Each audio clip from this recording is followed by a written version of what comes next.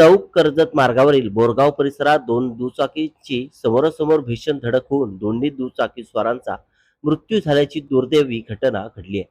अपघाताची तीव्रता इतकी भीषण होती की दोन्ही मोटरसायकली समोरासमोर एकमेकांवर आदळलेल्या अवस्थेत घटनास्थळी दिसून आल्यात. अपघातानंतर स्थानिक नागरिक तसेच हेल्थ फाउंडेशनच्या मदतीने जखमींना तातडीने चौक ग्रामीण रुग्णालयात दाखल करण्यात आले. मात्र वैद्यकीय अधिकाऱ्यांनी तपासणीअंती दोघांनाही मृत घोषित केल्याची माहिती समोर आली.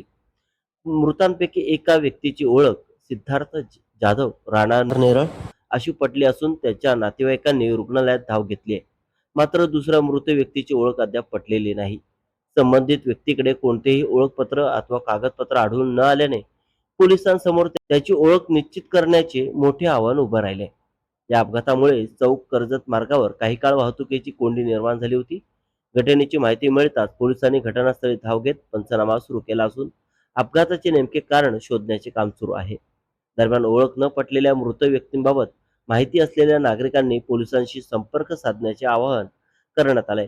या दुर्दैवी घटनेमुळे परिसरात हळहळ व्यक्त होत आहे.